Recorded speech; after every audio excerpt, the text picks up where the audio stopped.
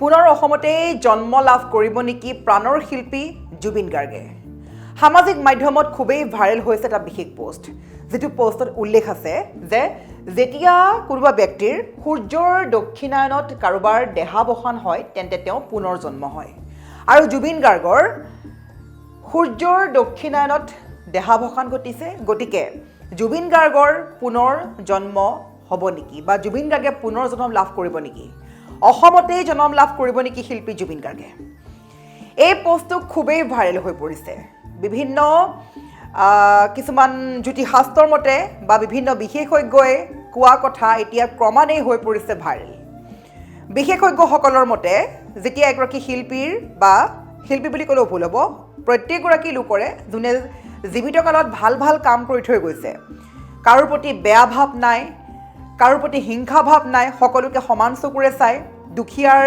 পক্ষত থিয় দি সহায় কৰা মানুহ জীৱ-জন্তুক মৰম কৰা মানুহ জীৱ-জন্তুৰ প্ৰতি মৰম থকা মানুহ সেই সকল ব্যক্তিয়ে যিসকলে জীৱিত কালত ভাল ভাল কাম কৰি থৈ যায় পুণ্য কাম কৰি থৈ যায় সেইসকলৰ যদি দেহাৱসান ঘটে দক্ষিণায়নত সূৰ্যৰ দক্ষিণায়নত তেন্তে সেইজন ব্যক্তি পুনৰ জন্ম লাভ কৰে বুলি এটা বিশেষ পোষ্ট খুবেই ভাইৰেল হৈছে য'ত এতিয়া একাংশ লোকে ক'ব ধৰিছে যে অসমতেই জন্ম লাভ কৰিছে নেকি জুবিন গাৰ্গে যিহেতু জুবিন গাৰ্গে মৃত্যুৰ পূৰ্বে বাৰে বাৰে কৈ গৈছিল যে মই পুনৰবাৰ যদি জন্ম লাভ কৰোঁ মই জুবিন গাৰ্গে হ'ব বিচাৰোঁ জুবিন গাৰ্গে বাৰে বাৰে কৈছিলে যে মোৰ যদি মৃত্যু হয় মই কিন্তু দ্বিতীয়বাৰ অসমতেই জন্ম ল'ব বিচাৰিম আৰু প্ৰাণৰ শিল্পীগৰাকী এক প্ৰকাৰ এতিয়া ঈশ্বৰৰ পুত্ৰ বুলি সকলোৱে আখ্যা দিছে সকলোৱে অভিহিত কৰিছে আৰু সকলোৱে মানিছে তেওঁৰ যিখন সমাধি ক্ষেত্ৰ সমাধিস্থল সেই সমাধিস্থল ক্ৰমান্বয়ে গৈ গৈ এতিয়া মন্দিৰলৈ পৰিণত হৈছে গতিকে সেইগৰাকী ঈশ্বৰৰ পুত্ৰই যি বিচাৰিছিলে সেয়া নিশ্চয়কৈ পাব কিয়নো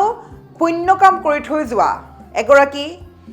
অন্যতম ব্যক্তি আছিল প্ৰাণৰ শিল্পী জুবিন গাৰ্গ গতিকে কায়িকভাৱে হঠাৎ নোহোৱা হৈছিল জুবিন গাৰ্গ আৰু জুবিন গাৰ্গৰ মৃত্যু ঘটিছে সূৰ্যৰ দক্ষিণায়নত যাৰ বাবে জুবিন গাৰ্গৰ পুনৰ জন্ম অসমতেই হ'ব নেকি সবিশেষ খবৰ লৈ আহিছোঁ এই পোষ্টটোৰ সন্দৰ্ভত কি কথা উল্লেখ কৰি থোৱা আছে জুবিন গাৰ্গৰ সন্দৰ্ভত সবিস্তাৰে এই বিশেষ খবৰটো জুবিন গাৰ্গে জীৱিত কালত কৈ থৈ গৈছিল যে মই মৰিলে পুনৰ জন্মত জুবিন গাৰ্গে হ'ব বিচাৰোঁ ঈশ্বৰ পুত্ৰ জুবিন গাৰ্গে কৈ গৈছিল যে মই মৰিলে পুনৰ জন্ম ল'লে অসমতে বিচাৰিম সেইগৰাকী জুবিন দাৰ পুনৰ জন্ম হ'বই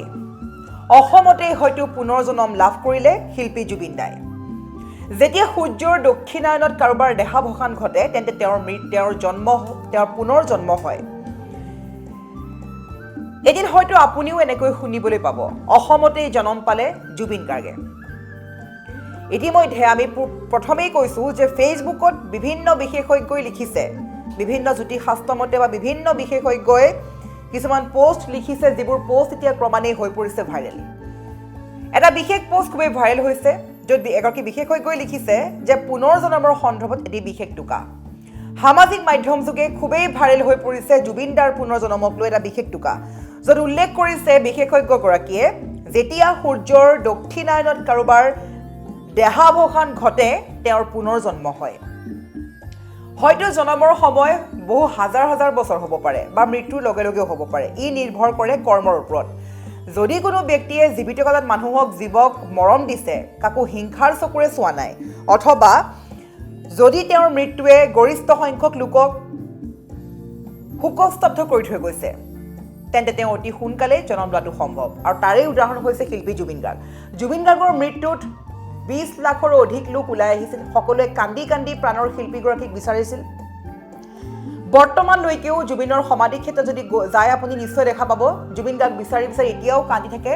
জুবিনৰ অনুৰাগীয়ে গতিকে তেওঁৰ মৃত্যুৰ পিছতো তেওঁক যাবলৈ দিয়া নাই তেওঁক সকলোৱে পুনৰ এবাৰ বিচাৰিছে আৰু এয়া কিছুমান তথ্য অনুসৰি এগৰাকী বিশেষজ্ঞই লিখা টোকাৰ ওপৰত ভিত্তি কৰি আমি আগবঢ়াইছোঁ এই খবৰটো তেওঁ লিখিছে যদি কোনো ব্যক্তিয়ে জীৱিত কালত ভাল ভাল পুণ্য কাম কৰি থৈ যায় যেনে জীৱক মৰম দিয়া কাকো হিংসাৰ চকুৰে নোচোৱা মৃত্যুৰ সময়ত যথেষ্ট গৰিষ্ঠ সংখ্যক লোকে শোকবিহ্বল কৰা তেন্তে সেইসকল লোকৰ অতি সোনকালেই জন্ম হয়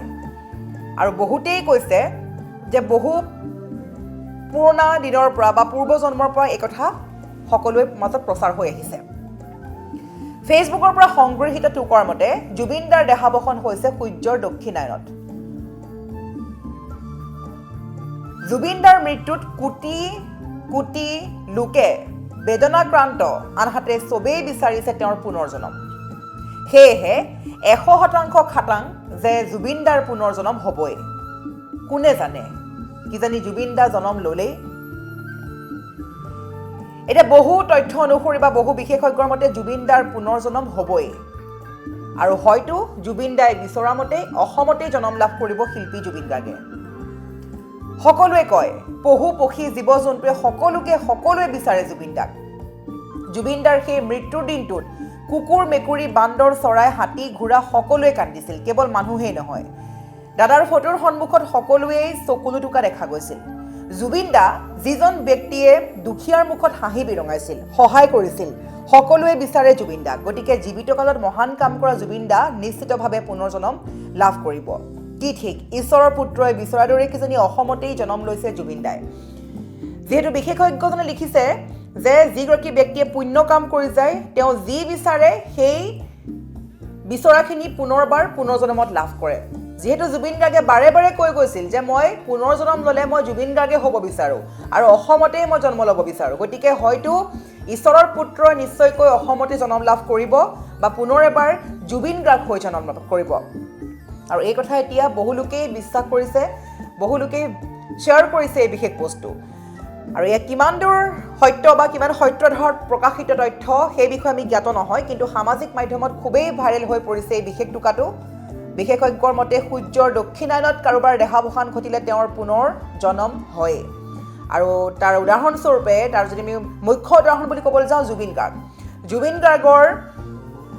দেহাৱসান ঘটিছে সূৰ্যৰ দক্ষিণায়নত। গতিকে জুবিন দাৰ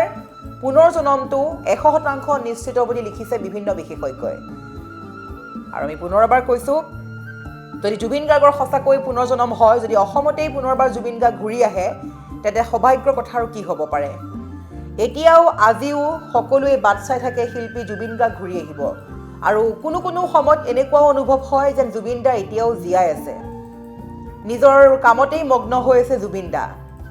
গৰিমা শইকীয়া গাৰ্গ, পামী বৰঠাকুৰ, পিতৃ খুৰাকৰ লগতে সমগ্ৰ ৰাজ্যবাসীৰ এতিয়াও লাগি থাকে যেন জুবিন দা জীয়াই আছে।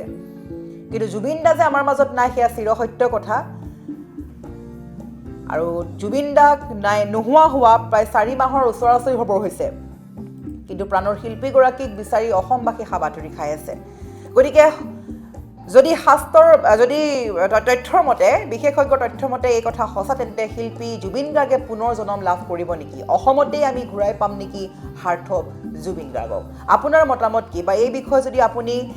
কিবা তথ্য আছে বা আপুনি জ্ঞাত, তেন্তে আপুনি কমেণ্ট বক্স খোলা আছে, কমেণ্ট কৰিব পাৰে যে শিল্পী জুবিন দাৰ পুনৰ জনম অসমতেই হ'ব নেকি?